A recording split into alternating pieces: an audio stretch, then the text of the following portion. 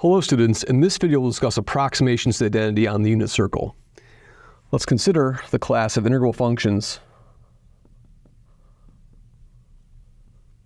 of 2 pi periodic integrable functions.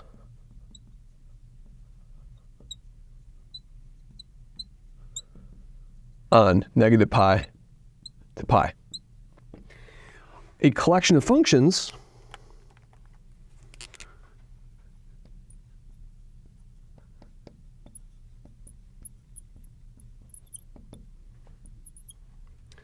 phi n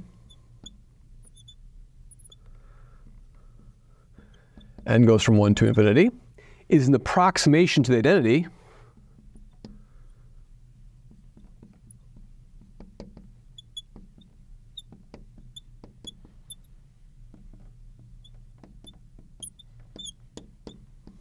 if 3 conditions are true.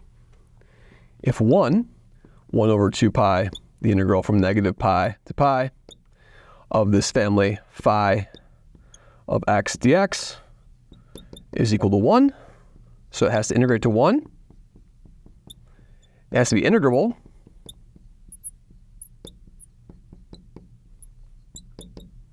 less than or equal to some constant c for all n, uniformly bounded, and 3 for any delta greater than 0, the limit as n tends to infinity of the integral over all the points that are bigger than delta in absolute value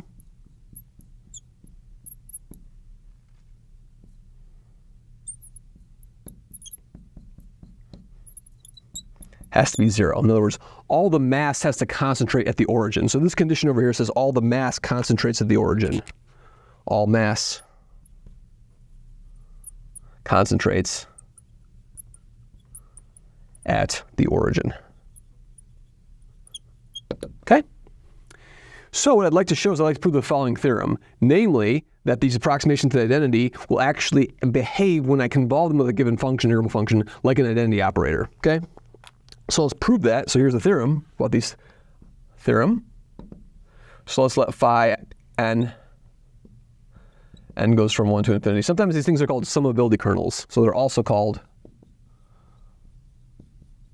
summability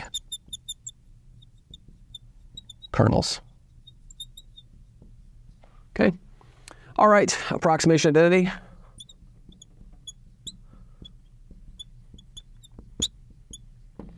Let's let f be integrable if f is integrable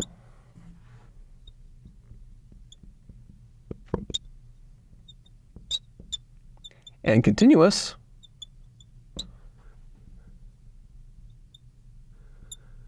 at a point x. Then what can I say?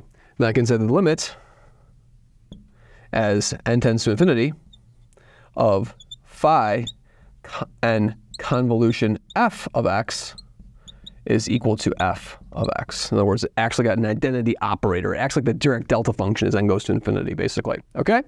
Great. So how am I going to prove something like this? The idea is relatively simple. So here's the proof.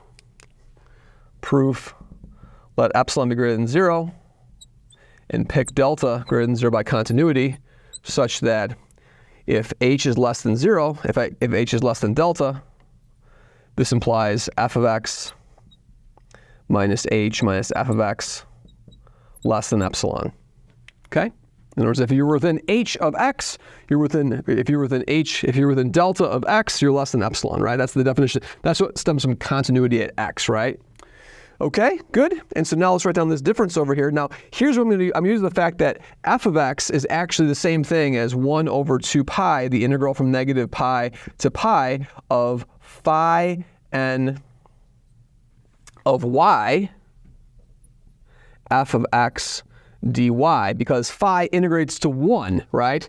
And f of x is just a constant, so I can just pull that out. So I'm going to represent f of x as this thing over here. So therefore, I can write down the difference of these expressions over here. So phi n convolution f of x minus f of x is therefore one integral, 1 over 2 pi, the integral from negative pi to pi. And then what am I going to have over here? I'm going to have phi n of x minus y, which I can push to the f of x, right? So I'm going to have f of x, f of x minus y, of just y minus x, right? These are x's, right? So I have an x minus y. And then the convolution is going to give me a phi of y. And then the f of x is going to be this. So I'm going to get this expression over here. Phi n of y dy, like that. And I'm going to break this into two terms. I'm going to put the absolute value around everything like that. And say it's no more than this absolute value, right? Okay. And I'm going to break this into two parts over here. I'm going to break this first thing into the part of the integral where we're what? Where we're less than, where y is less than delta of this term over here, f x minus y minus f y, fx, of course, and then phi n dy. And the second term are the terms where y is bigger than delta less than pi, plus 1 over 2 pi, the integral between pi bigger than or equal to y bigger than or equal to delta. And then I have this thing over here. Then I'm going to have what?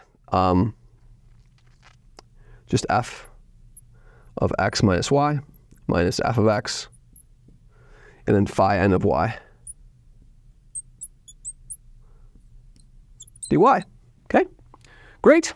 And now what can I say about these terms over here? Well, these terms over here, these first terms over here, are going to be less than what? Or just less than epsilon times the biggest of these integrals can be over here, right? So these first two terms over here are just less than epsilon by the continuity. So this is less than or equal to epsilon times c, basically. So that's less than a c times epsilon from the first terms by the fact that the integrals are bounded over here. I can pull out a what? I can replace all of these values with just this epsilon over here, make it bigger, right? And then what's happening? Plus these integrals over here. So plus what? Plus these terms over here. And I'm going to pull out the largest, pull out the biggest that the function can be. It's a continuous function near that point. So I say the function is bounded near that point. So since f is bounded near that point, we can say what? We can say that this is less than or equal to a constant m, the bound on f, however large f can be near that point of continuity, because the function, if you're continuous at f, if you're continuous at x, you're bounded near x, right? M, and then times 1 over 2 pi, the integral for all y bigger than delta, phi n of y dy.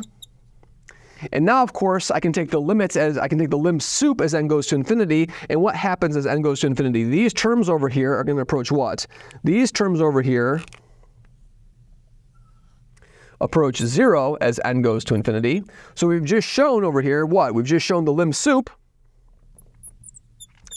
as n goes to infinity of this difference over here of phi n convolution f at x minus f of x. That lim sup is less than or equal to c times epsilon, and that shows that that limit has to exist, and the limit has to be equal to f of x, because the lim sup is arbitrarily small, which means the limit is arbitrarily small, implying therefore that phi n convolved with f tends to phi n convolved with f of x converges to f of x as n goes to infinity. In further videos, we're going to see that both the Poisson kernel and the Fejer kernel are examples of these approximations to identity, and they're going to allow me to prove convergence of partial sums that are weighted of a Fourier series to the function itself, which will allow me to approximate continuous functions by these trigonometric functions, and that will allow me to approximate in a way that allows me to prove the rest of the results, the point results for Fourier series of functions that are sufficiently regular. Thank you very much.